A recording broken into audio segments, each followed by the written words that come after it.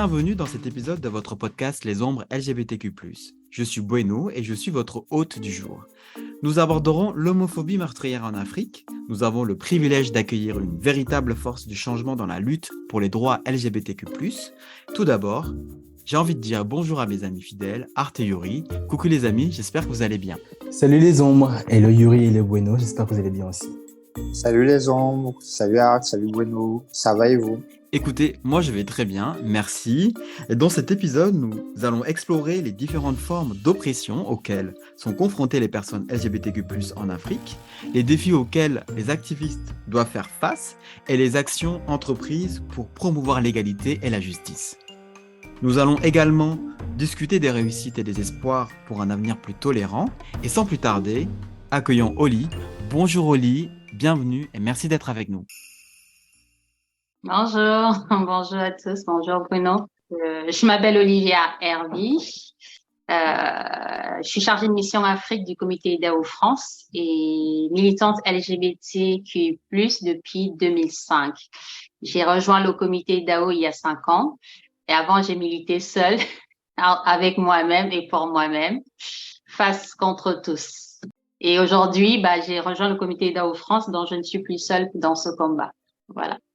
Oli, je souhaiterais vous demander, c'est quoi le comité IDAO concrètement? Est-ce que vous pouvez expliquer à nos auditeurs à quoi ça consiste? Le comité IDAO France, IDAO BIT, c'est une organisation qui est mondiale, qui a été créée par un Martiniquais.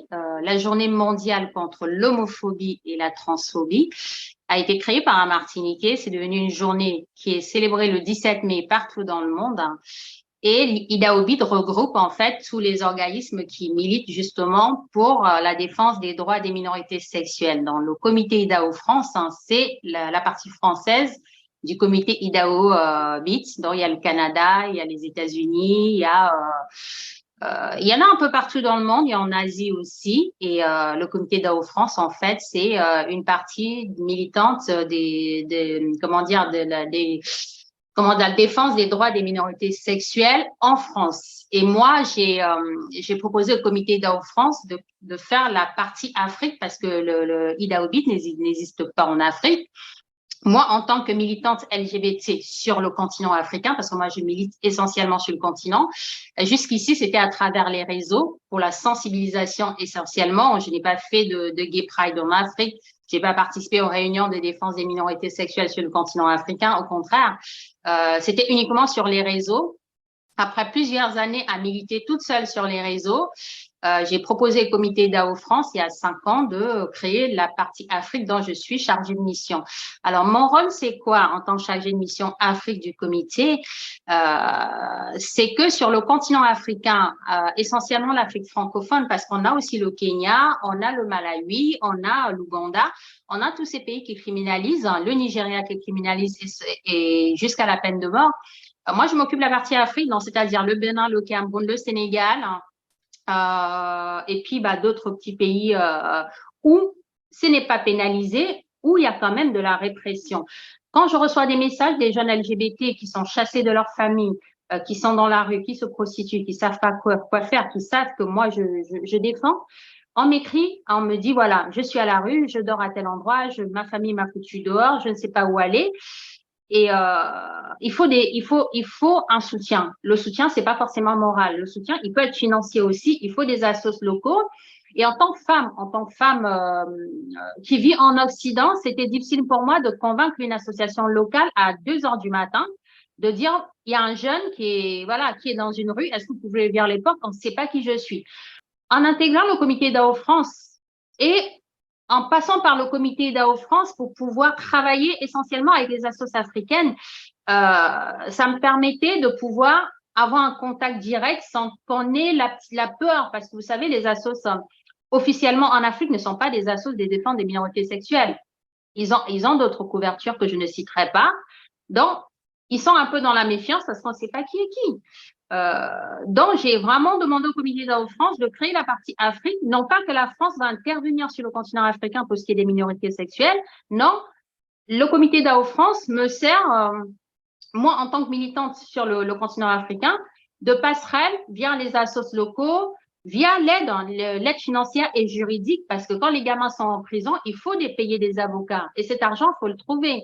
Et moi, pour le trouver, il faut que j'aille cogner la porte des ONG internationaux. Et ces ONG ne peuvent me faire confiance que si je viens au nom du comité IDAO France. Et c'est comme ça que je peux obtenir de l'argent pour payer les frais de justice et pour éviter la prison à certains, ou pour réduire les peines pour des personnes qui ont déjà été condamnées, ou pour faire appel et mettre un peu certains pays au pied du mur, comme l'affaire Shakiro, où à un moment donné, avec la pression médiatique, grâce au comité, on s'est dit on peut obtenir des résultats. Mais je ne pouvais pas le faire toute seule. Vous nous dites du coup que vous intervenez aussi dans le milieu carcéral. Comment ça se passe en général? Alors, comment ça se passe en général? Moi, j'ai commencé à intervenir dans le milieu carcéral il y a 3 ans. En fait, quand Shakiro était en prison, j'ai découvert qu'il y avait énormément d'LGBT en prison qui n'avaient pas la parole. L'affaire Shakiro m'a fait comprendre que c'était pas le seul minorité sexuelle à se retrouver en prison au Cameroun. Il y en avait beaucoup. Une véritable chasse à l'homme. Quand on les arrête, on les emmène au commissariat, ils passent devant le juge assez rapidement et très rapidement, ils sont envoyés en prison. Dans les familles n'ont même pas le temps de se retourner. Et quand les familles apprennent qu'on les a arrêtés dans un barguet, parce qu'on a quand même quelques barguets clandestins à Douala qui sont connus et reconnus des policiers ou même de la population, quand ils sont arrêtés à la sortie d'un barguet ou tout simplement dans un milieu reconnu pour, les familles, quand ils apprennent que le fils est LGBT, au final, faites de lui ce que vous voulez, on n'en veut plus. Donc, c'est des gamins qui se retrouvent seuls, qui n'ont pas droit à une justice équitable, qui n'ont même pas droit à une justice tout court, et qui se retrouvent en prison sans avocat, sans jugement, sans rien. C'est-à-dire que c'est un crime sans victime. On vous arrête pour suspicion d'homosexualité, vous n'avez pas droit à un avocat parce que vous n'avez pas les moyens d'en payer. L'État camerounais ne commet pas d'avocat d'office. Donc, vous vous retrouvez devant un juge avec le ministère public contre vous et vous prenez 5 ans ferme. En fait, concrètement, il s'agit juste de suspicion parce que le fait de sortir d'un barquet, tout de suite, vous êtes Non, au Cameroun, on n'enferme pas pour délit d'homosexualité parce qu'il faut avoir des preuves. C'est-à-dire qu'il faut trouver 2 adultes en train d'avoir des relations sexuelles, ce qui pourrait être dans un lieu privé, donc c'est-à-dire leur vie privée, mais ça, c'est même pas le cas. On les arrête pas parce qu'on les a trouvés dans une chambre en train d'avoir des relations sexuelles. On les arrête pour tentative d'homosexualité ou suspicion d'homosexualité ou simplement parce qu'ils sont efféminés ou malheureusement, et ça, c'est ce qui est dramatique, c'est que quand on a de l'argent, on peut pas aller en prison, même si la terre entière sait qu'on est gay. Ce sont des gamins qui n'ont pas d'argent qui vont en prison. On les oblige à déverrouiller leur téléphone. On va dans les WhatsApp, on check les conversations. Si on trouve des images, un chouïa érotico-gay, c'est la preuve que tu es gay, mec. Et c'est comme ça que tu vas prendre 5 ans ferme. Du coup, Oli, de ce fait, est-ce qu'il y a une corrélation, est-ce que vous pensez qu'il y a une corrélation entre le milieu social et l'homophobie exprimée à l'égard des individus LGBT? Mais bien sûr qu'il y a une corrélation entre le milieu social et l'homophobie ambiante dans les quartiers populaires. Quand on vient d'un quartier aisé, je prends un exemple. Je ne vais pas citer le nom de cette personne, mais je vais donner des détails et n'importe qui on saura de qui je parle. Je parle de cet homme, un homme important, de la trame des grands chefs d'entreprise à Douala, très connu dans le milieu du business à Douala, dont le fils travaillait dans un ministère important à Yaoundé. Quand ce fils a jeté du 9e étage un jeune gamin avec qui il entretenait une liaison, il n'a jamais été en garde à vue. Tout le monde savait que ce fils était gay, mais il n'a jamais été en prison parce que c'est un fils d'eux. Quand vous n'êtes personne, vous avez plus de chances d'atterrir en prison pour suspicion d'homosexualité qu'être le fils d'eux et venir très, très, très, très librement au Cameroun et sortir dans les boîtes, faire les courses. Tout le monde le sait. Mon ami, dont je ne citerai pas le nom, dans la famille, c'est-à-dire les frères, lui, son frère, son autre frère, tout le Cameroun sait qu'il est gay. Ça n'a jamais été un problème. Quand il arrive, il est reçu dans les plus hautes sphères de l'État, avec tous les honneurs qui vont avec. Parce que l'homosexualité en soi au Cameroun, sa géométrie variable. On criminalise les gamins qui n'ont pas d'argent. On criminalise les enfants de ceux qui se débrouillent. Dans le milieu politique camerounais, on a des enfants. Je vais donner un exemple. Albert Zangan, pardon, je suis obligée de citer un nom. Son fils ne vit pas au Cameroun, hein. Son fils, il vit quelque part en Europe, il est acteur de films pour adultes. Le père le sait, tout le monde le sait, mais si demain il va aller en vacances au Cameroun, il ira en vacances au Cameroun. OK? Il n'ira pas en prison parce que c'est un fils d'eux. Et je lui en veux pas. Chouchou, si tu m'entends, je t'embrasse. Parce qu'on se parle tout le temps en DM. Je lui en veux pas. Parce que tu es qui tu es, c'est pour ça qu'on t'aime. Et parce que tu as la chance d'avoir un papa qui te permettra d'aller au Cameroun et venir si tu en as envie. Ce n'est pas le cas de tous les Camerounais. Du coup, quel constat faites-vous de l'homophobie en Afrique, sachant que un pays comme le Sénégal pénalise de 5 ans de prison à un homosexuel et un pays comme le Bénin ou la Côte d'Ivoire ne criminalise même pas l'homosexualité. Quel est le constat que vous faites, vous, qui êtes dans le milieu? Le constat que je fais, en fait, c'est que si tu es gay, il faut avoir un bas de laine quelque part au cas où. Si tu es gay et pauvre, pardon de dire ça, la pauvreté, ce n'est pas simplement un statut social. Tu peux être un gay, un chef d'entreprise. Si tu ne te fais pas tuer comme Dédé s'est fait égorger chez lui à Bonapriso, mais là, pour le coup, même si ce n'était pas un meurtre homophobe, c'était plus une jalousie d'une histoire entre les amants. Mais il y avait une caméra de vidéosurveillance chez lui et j'étais la première à recevoir les images et envoyer sur la caméra le visage des personnes qui l'ont égorgé, puisqu'on a vu comment il a été égorgé dans sa chambre, attaché avec du… Les flics n'ont jamais rien fait. Donc, pour moi, ça reste encore une forme d'homophobie parce qu'un crime a été commis. Mais même si la personne était gay, même si c'est un de ses amants qui l'aurait tué, parce que d'après mes enquêtes dans le milieu LGBT, le gars sur la vidéo avait eu des relations avec Dédé et puis bon, voilà, ça s'est terminé, Dédé avec quelqu'un d'autre. Bref, anyway. Aucune enquête n'a jamais été ouverte. C'est-à-dire, il est mort comme ça, cadeau, d'accord? Donc, c'est pour dire que ce n'est pas forcément le fils d'eux. Dédé, c'est un gars qui avait commencé à Doualaba à vendre de l'alcool. Il s'est fait petit à petit. Après, il a eu un bar, 2 bars. Tiens, les établissements de nuit, il a gagné de l'argent comme ça. Il avait énormément d'argent. Donc, c'était quelqu'un qui avait de quoi pouvoir payer les flics si jamais, parce qu'il est toujours question d'argent. Si jamais il se fait arrêter, voilà, il paye et puis il est libre. Donc, si tu es gay, il faut avoir un bas de laine, sauf si tu as un papa qui est, comme on dit, qui a le bras long. Mais si tu es juste un entrepreneur, un mec normal qui n'a pas de relation dans les hautes sphères de la République, il faut toujours avoir des petites économies quelque part au cas où on t'arrête. Sinon, ce sera Nebel et ensuite PK19 pendant 5 ans au moins. C'est malheureux, mais c'est comme ça. Après, il reste la solution de la pression médiatique, sauf que ça ne marche pas avec tout le monde. Dans le cas Shakiro, ça a marché parce que toute la toile connaissait Shakiro. Et parce que tout le monde se disait que je pleurais dans le vide et que ça allait pas fonctionner. Donc, c'était comme une pièce de théâtre où il y avait les spectateurs, il y avait l'actrice principale, c'est-à-dire moi. Il y avait l'acteur principal qui était en prison, donc on ne voyait pas. Et il y avait moi dans le second rôle et qui était en scène pratiquement tous les jours pendant 6 mois. Et un jour, ça a fonctionné, oui, mais ça marche pas à tous les coups. D'où peut venir cette homophobie supposée culturelle et institutionnelle des pays d'Afrique? Alors, moi, mon intime conviction vient du fait de cette société patriarcale qui est l'Afrique noire en général, et même l'Afrique du Maghreb, parce qu'on a aussi des persécutions au Maghreb, du fait que l'homme doit être, c'est l'homme. L'homme, c'est lui qu'on porte à bout de bras, c'est l'homme qui, voilà, il faut être un homme, comme dirait, tu dois être un homme, mon fils. C'est religieux. La plupart du temps, qu'on soit catholique, musulman, peu importe, c'est la religion. Dans les prêches, dans les églises, on prêche l'homosexualité comme une abomination.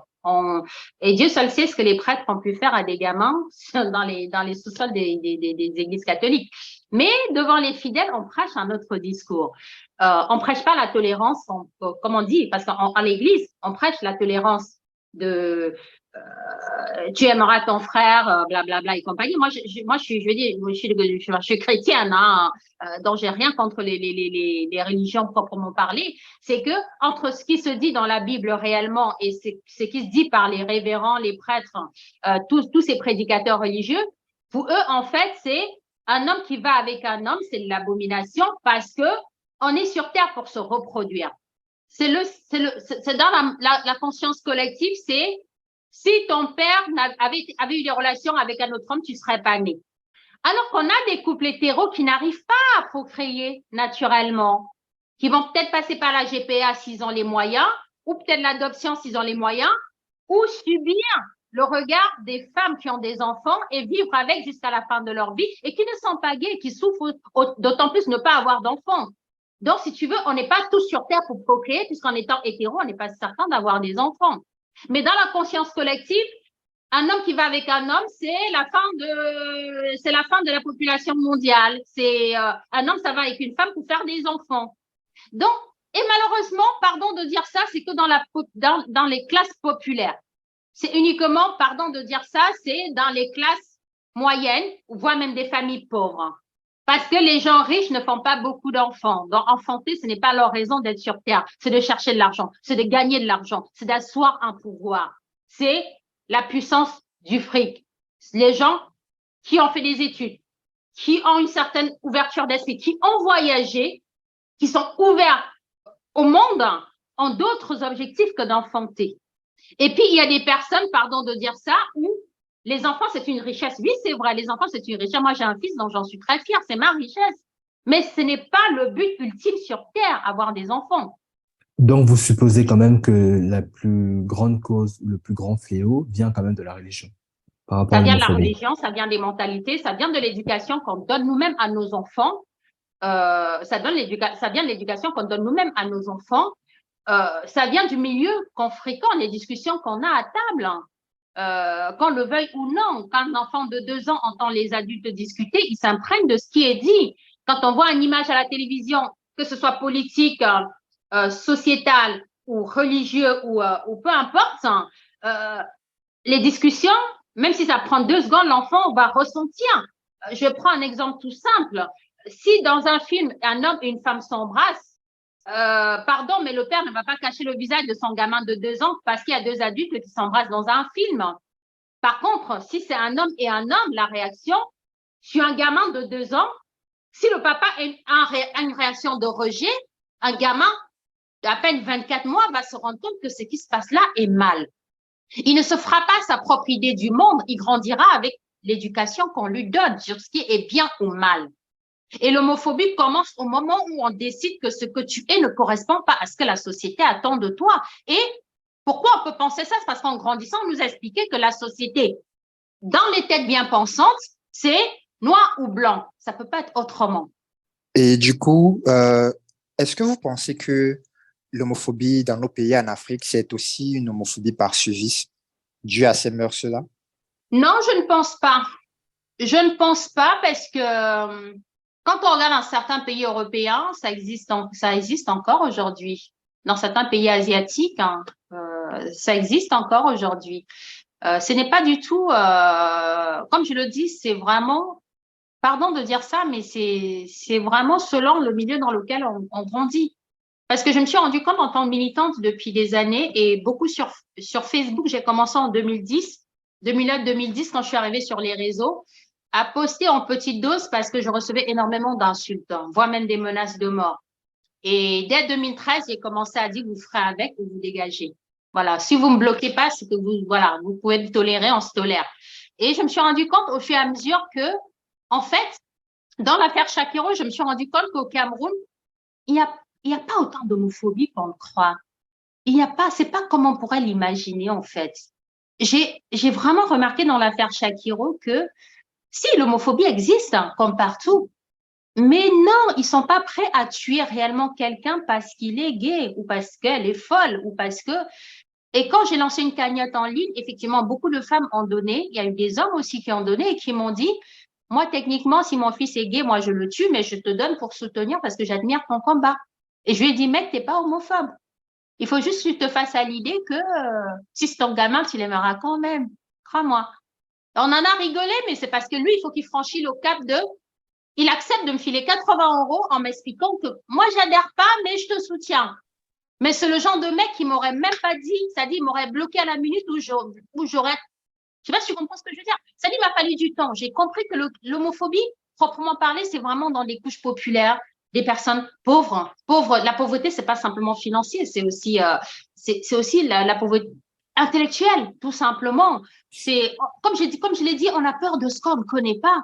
En fait, quand j'ai parlé de suivisme tout à l'heure, je voulais justement mettre l'accent sur le fait que Enfin, vous avez dit, vous avez fait une cagnotte, beaucoup de gens ont contribué et j'ai l'impression en fait que dans les mentalités générales même, beaucoup essaient de justifier leur homophobie par des faux arguments en fait, mais qu'au final, ce n'est pas que à l'intérieur d'eux-mêmes, c'est pas ça en fait.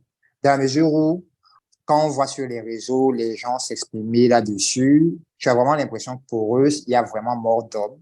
Mais dans les faits, on dirait que eux-mêmes, ils auront du mal à te dire pourquoi est-ce qu'ils sont contre. Parce qu'ils n'arrivent pas réellement à trouver de réels points d'attache. C'est juste parce que le voisin est homophobe. C'est connu que être homophobe au Cameroun, voilà, c'est l'opinion de la majorité. Donc, du coup, par association, tout le monde se joue les homophobes. Est-ce que, en soi, c'est réellement le cas? Bon, je pense que vous avez plus ou moins déjà répondu à travers la petite expérience que vous avez racontée. Alors, moi, je vais répondre encore. Je vais aller plus loin et vous répondre. Pendant la période Shakira Loro, je recevais des messages, tu poses les pieds au Cameroun, on va te brûler. Tu fais la promotion de la domination. Restez là-bas avec ça. Ces histoires-là, ça passe pas. Et si tu mets les pieds au Cameroun, on te brûle. Moi, je suis revenue au Cameroun plusieurs fois. Je peux t'assurer que j'ai pas eu peur d'être brûlée, en fait. Pourtant, il pourrait, hein. Tu sais, on pourrait me verser de l'essence et mettre le feu. J'aurais même pas le temps de faire ouf que je serais en train de cramer. Entre ce qui se dit sur les réseaux et la réalité, il y a un décalage. Bien sûr qu'il y a une réelle homophobie. Il y a une homophobie d'État. Il y a une machine étatique qui autorise le citoyen lambda à faire justice lui-même contre d'autres citoyens. C'est pas moi, honnêtement, le Camerounais lambda, ce n'est pas vraiment lui le grand problème. Parce que si demain, moi, je veux simplement qu'il y ait un moratoire sur la question. Parce que la dépénalisation, on est très loin. Mais si demain, il y avait ne serait-ce qu'un moratoire sur la question des violences sur les minorités sexuelles, ça arrêterait déjà toutes les arrestations et ça permettrait à la population d'arrêter d'attraper des gamins et de les conduire au commissariat en pensant rendre service à la société en disant on l'a vu dans un barguet, on l'a vu habillé en fille, comme des vidéos qui circulent, on déshabille, on tabasse et on ramène au commissariat. Et on pense faire quelque chose de bien et on espère même être récompensé. Si demain on pense qu'on n'a pas le droit de faire ça, ça ne se fera plus. Pour moi, le problème, ce n'est même pas la population, c'est cette machine étatique qui donne le pouvoir à la population de tuer. Ne pensez-vous pas que les États et les gouvernements, avec la complicité des chefs religieux, essaient de détourner le regard des Africains sur les vrais problèmes de l'Afrique, tels que l'accès aux soins, l'éducation des jeunes, l'immigration clandestine, le chômage des jeunes, en les nourrissant de discours populistes, de faits divers autour de la question de l'homosexualité, car des pays comme l'Ouganda, le Kenya ont créé des lois criminalisant l'homosexualité. Quel est votre point de vue sur la question, s'il vous plaît? Comme je l'ai toujours dit, le Cameroun ou le Sénégal a des problèmes plus graves que remplir les tribunaux avec des gamins parce qu'on les soupçonne de ne pas être assez virils. Quand dans un tribunal, on a un juge, une juge, ça fait 2. Le greffier, ça fait 3. Le procureur, ça fait 4. En gros, on a le ministère public constitué de 5 personnes qui ont fait des études de droit dans un tribunal et on a 3 gamins amaigris avec une seule avocate, maître Alice Com, à qui on laisse même pas le temps d'en placer une parce que le papier de renvoi est déjà prêt. C'est-à-dire que on a des gamins qui sont en prison depuis 2 ans. Ils ont déjà été au tribunal 7 fois. C'est-à-dire que 7 fois de suite, le ministère public s'est constitué dans une salle d'audience. Pendant ce temps, on a des vrais criminels qui sont dehors. On a des vrais criminels qui sont en train de piller les caisses de l'État. On a des vrais criminels qui sont en train de détourner des fonds publics. On a dans un tribunal, on a un ministère public qui arrive dans un tribunal avec un dossier comme ça et 3 gamins dont le plus jeune a eu 19 ans en prison, l'autre a 23 ans et le plus âgé a 31 ans. On a 3 gamins affamés, amaigris, assis, ne sachant même plus quelle heure il est. Et on est là avec des criminels sans victime. Leur seul tort, c'est de ne pas être ce que la société attend d'eux. On les juge parce qu'ils ne sont pas assez bien pour cette société. On a 3 gamins dans un tribunal assis complètement amaigris. Parce qu'après 1 an de maltraitance carcérale, on les juge parce qu'ils ne sont pas assez virils. On les soupçonne d'être homosexuels. Et pourtant, il suffit d'aller dans n'importe quel carrefour de Douala, d'avoir une montre, et en 3 minutes, tu as un vrai criminel qui va te l'arracher et sa place, c'est en prison. Mais lui, non. Non, parce que, pardon de dire ça, parce que le fait un voleur de sac, ce n'est pas intéressant. Ce qui est intéressant, c'est de prendre des gamins sans défense et de noyer le poisson pour gagner du temps, pour ne pas résoudre les vrais problèmes. C'est ça le Cameroun. Parce que le vrai problème est ailleurs. Le vrai problème est ailleurs. Ce n'est pas la chasse aux homosexuels pour remplir la nouvelle prison qu'ils ont construite à plus de 20 kilomètres de Douala, dans un endroit où tu peux même pas t'évader. Moi, j'y suis allée et j'y retourne là bientôt. Ça dit, même si on ouvre les portes, de toute façon, là-bas, il n'y a pas de barrière. Ça dit, mais tu peux pas te fuir. Tu as 52 hectares, tu vas fuir pour aller où? C'est là qu'on entasse des gamins qui sont là pour un SMS envoyé à un autre gamin. Un SMS. Et que cet autre gamin l'a piégé sur un site gay, soi-disant. Ça dit que tu as des gens aujourd'hui au Cameroun, on leur donne le pouvoir de détruire des vies. Tu t'inscris sur Grindr ou je sais pas, n'importe quel site localisable. Tu donnes rendez-vous à un mec, tu le tabasses, comme il n'a rien à te donner, tu appelles les flics et tu leur dis, ah ben moi, je suis pas gay, hein. J'ai juste piégé, il est tombé dans le panneau. Lui, il rentre se coucher chez lui, l'autre finit en prison. On a des problèmes plus graves au Cameroun et aujourd'hui, on a des gamins en prison pour ce genre de conneries. On lui dit au commissariat, si tu as 500 000, on te libère. Mais il les a pas. On le transfère le lendemain, direction le procureur et c'est la prison. Et quand il rentre, il ne sait pas quand est-ce qu'il va sortir. Parce qu'il y en a qui sont en détention provisoire depuis 3 ans, voire 4 ans. Et quand on va les juger, on va leur donner 6 mois. Mais il est en prison depuis 4 ans, bordel, pour un crime qu'il n'a pas commis. Et des fois, on le libère parce qu'on se rend compte finalement que, ben non, on l'a arrêté par erreur. Mais au bout de 4 ans, et quand on le libère dans cette nouvelle prison en Goma, il sort, il ne sait même pas s'il doit aller à gauche ou à droite. Il n'a pas une thune. La prison est à des kilomètres de Douala. Il sort. Moi, j'ai vu un gamin sortir. Bon, lui, ce n'était pas pour homosexuel, il avait volé des câbles. Il m'a dit, voilà, Paul de Coty, c'est où? Il me dit, je vais à Bonabéry. Je lui m'étais quand même très loin de Bonabéry, là-bas. Il me dit, s'il commence à marcher, j'arrive quand? J'ai dit, dans 3 jours. Si tu commences à marcher, tu seras à Bonabéry dans 3 jours. Tu sors de prison après 2 ans, oui. On t'a pas donné d'argent? Ben non, j'ai rien, j'ai mon levé d'écrou. C'est tout ce que j'ai. Je dis, assieds-toi là, je vais rendre visite à quelqu'un et au retour, je t'emmène à Bonabéry. C'est ça le problème. C'est qu'au lieu de résoudre les vrais problèmes de ces personnes qui braquent dans les quartiers et qui agressent, qui terrorisent les personnes chez elles, non, les flics patrouillent le soir pour chercher un mec pas très viril à arrêter. Et si par malheur, il n'a pas d'argent sur lui, ben, il est parti pour 5 ans. 5 ans. Et il va passer 4 années avant qu'on lui explique qu'il a pris 1 an. Oui, mais il a déjà passé 4 ans en détention. Il sort de là, il a été violé, mais 1 nombre incalculable de fois. C'est pour ça que je me suis engagée. Mais ça n'a pas changé, en fait. Donc, ce qui s'est passé avec Roger, ce qui s'est passé avec Eric, ça n'a pas changé. Ça fait 10 ans, c'était en 2013, nous sommes en 2023, rien n'a changé. Pourquoi se concentrer autant sur ça? Pourquoi autant haïr? Pourquoi mettre autant toute son énergie? Qu'est-ce qu'il y a à cacher derrière, en fait?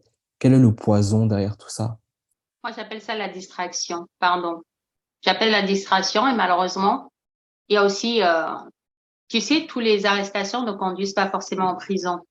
Quand on a le soutien de sa famille, quand on a le soutien de ses parents, ça peut vous éviter la prison. Mais 80% n'ont pas le soutien de leur famille. Moi, je vais revenir à la raison réelle pour laquelle je me suis engagée dans ce combat. Et après, vous comprendrez pourquoi je parle de soutien familial. C'est-à-dire le drame dans le drame. Moi, je me suis engagée dans ce combat quand on a tué mon meilleur ami, qui s'appelait Eric, qui était journaliste à Yaoundé. Eric était journaliste, il a été tué chez lui. Ils l'ont repassé. J'ai encore les images de son corps dans mon téléphone. Et de chaque téléphone, je transfère ces images pour ne jamais oublier. Eric a été tué par les homophobes. Et je pense que la mort d'Eric a déclenché chez moi quelque chose. Et j'ai commencé à m'intéresser au cas des LGBT au Cameroun. Et très rapidement, j'ai pris connaissance du cas de Roger. Roger, j'ai mis un post sur Twitter il n'y a pas si longtemps à l'approche de l'anniversaire de sa mort, parce que lui, il est mort en janvier 2014, mais il avait été arrêté au même moment que la mort d'Éric, en fait, 1 an auparavant. Il est parti en prison. Roger a été condamné à 2 ans ferme pour un SMS, un seul SMS. Et le mec avec qui Roger échangeait des SMS, c'était pas juste un SMS comme ça à un inconnu. C'était quelqu'un avec qui il avait commencé à échanger. Ils ont commencé à flirter ensemble. Ils ont échangé des SMS. Et ce SMS a atterri dans un commissariat, toujours comme d'habitude. Un matin, ils sont venus arrêter Roger à la maison, chez lui. La suite, c'est que Roger est parti en prison.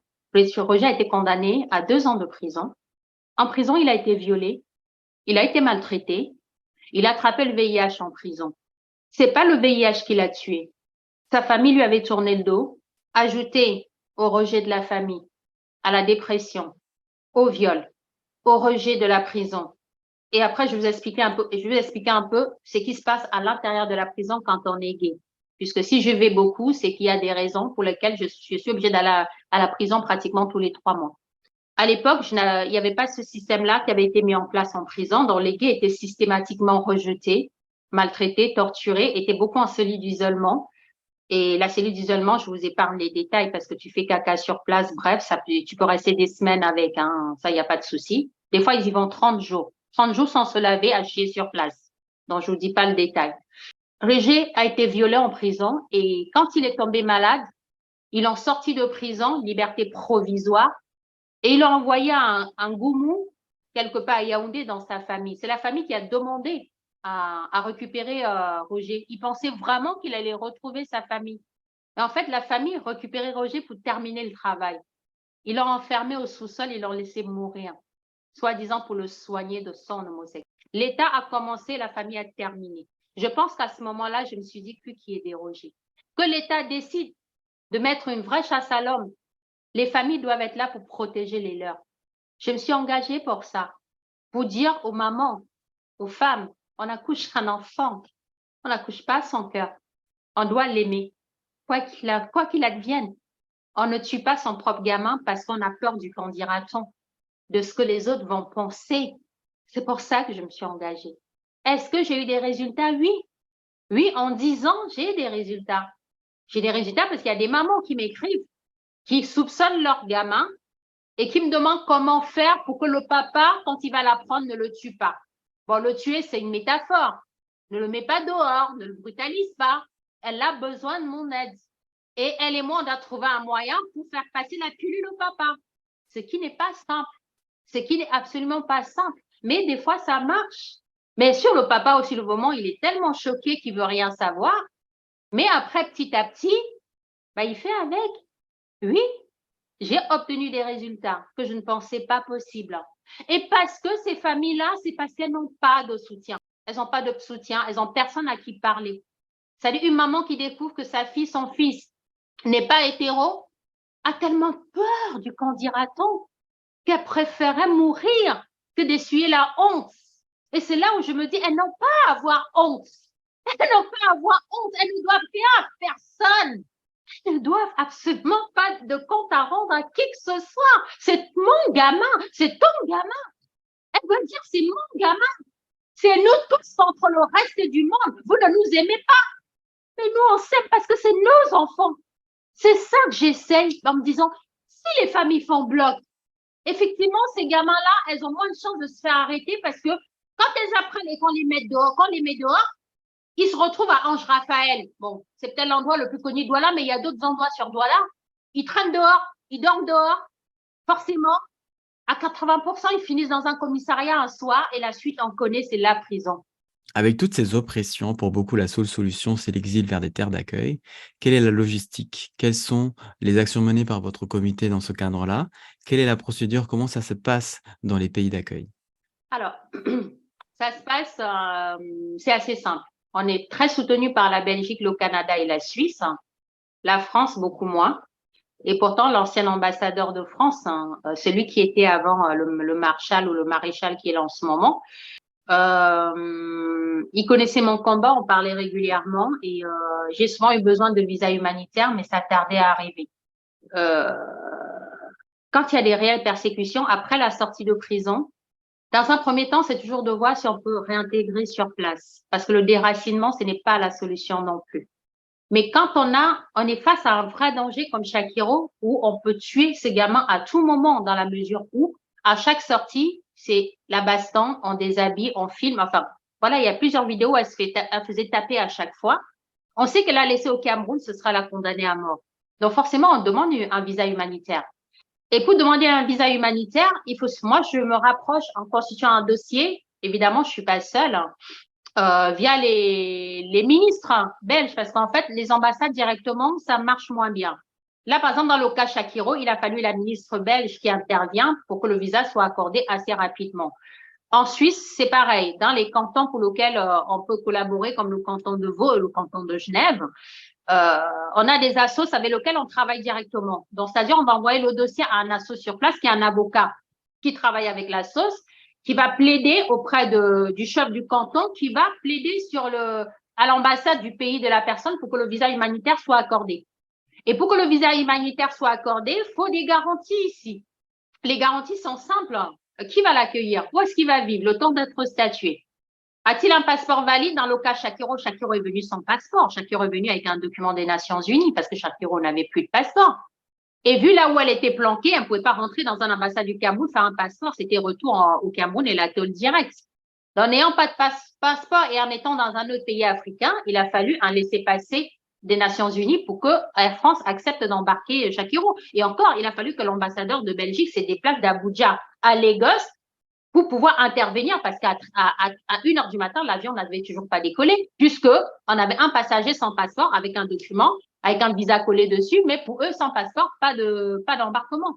Donc, si tu veux, c'est des choses qui sont compliquées. Mais ce n'est pas toujours le cas parce qu'on a la chance souvent d'avoir des personnes qui ont des passeports valides au moment où les persécutions arrivent et peuvent naturellement obtenir un visa humanitaire, ce qui est plus facile avec un passeport, qui sera le Canada, même si ça fait un peu loin, c'est l'option qui marche souvent. La Belgique, la Suisse, voilà. La France, très peu. On en a, mais j'ai plus de chances d'obtenir un visa belge ou un visa suisse qu'un visa français. Parce que même avec les preuves de persécution, la France a encore du mal à lâcher les visas humanitaires. C'est un fait. Il n'y a pas des lois qui régissent sur la protection des personnes LGBT à l'international, comme ça a été le cas, par exemple, spécifique de Shakiro, mais qui peuvent être appliquées pour à peu près toute personne se trouvant en situation de danger. Et est-ce que les États sont dans l'obligation de les respecter ou ils peuvent y faire abstraction? Alors, justement, pour le cas du Cameroun, et je vais parler du cas du Cameroun. Alors, l'Iran, l'Arabie Saoudite n'ont jamais signé la Convention de Genève dans cette Convention des droits de l'homme. Le Cameroun, si. Dans le Cameroun le Cameroun lui-même bafoue un traité qu'il a signé. Parce que, à l'article 11, il a indiqué que chaque citoyen naît libre et égaux. L'article 347 du Code pénal camerounais a été rajouté après 1982. Parce qu'elle n'existait pas. Cet article n'existait pas. Sur Amadou Ahidjo, l'article n'existait pas. Ça a été rajouté après. Bien sûr, je pense à la pression des religieux. Donc, les relations sexuelles entre personnes adultes est punie je sais plus de combien jusqu'à 200 000, de 200 000 à 500 000, je crois, et de 5 ans de prison. Tu sais, moi, c'est un article que j'ai du mal à lire tellement ça me gonfle. Quand on signe cette convention des droits de l'homme et qu'on ne la respecte pas, on est déjà face à quelque chose qui n'est pas acceptable aux yeux de la communauté internationale et même de la Cour européenne des droits de l'homme. Simplement, le Cameroun est un État souverain. Et je ne vois aucun pays, puisque les ambassades qui sont sur place, personne ne va essayer de faire de l'ingérence par rapport aux lois d'un pays. C'est-à-dire que le Cameroun, il signe des traités qu'il ne respecte pas, il applique au grand jour et ça ne dérange personne. C'est pareil comme le Sénégal. C'est que de vue de l'extérieur, on ne peut pas les obliger à respecter les lois. On n'a aucun moyen d'empêcher le Cameroun de continuer les persécutions. On n'a aucun moyen. La seule chose qu'on essaye encore et qui, pour l'instant, malheureusement, risque d'être compliquée, c'est de proposer un moratoire sur la question en sachant que le temps qu'ils vont mettre à réfléchir là-dessus, on va arrêter les persécutions et libérer des personnes qui sont déjà en prison. En fait, j'aurais aimé savoir comment vous le gérez mentalement, comment vous vous sentez par rapport à ça au quotidien et comment vous arrivez à tenir, en fait, parce que c'est quand même des choses assez lourdes. Donc, comment vous en sortez? Comment vous gérez la situation, vous, personnellement? Comment je gère, c'est difficile, honnêtement. Quand je suis en France, je suis pas confrontée directement à ça. Quand j'arrive au Cameroun et que j'arrive à la prison, j'ai la chance d'être bien accueillie par les régisseurs. Je dis bien les régisseurs parce qu'on a 2 prisons maintenant. Et aussi parce que je donne. Moi, quand je suis partie, pas cette année, mais l'année dernière, j'avais fait à manger pour 200 prisonniers qui devaient aller à l'infirmerie. Donc, j'ai donné aux régisseurs et ils sont allés distribuer à l'infirmerie.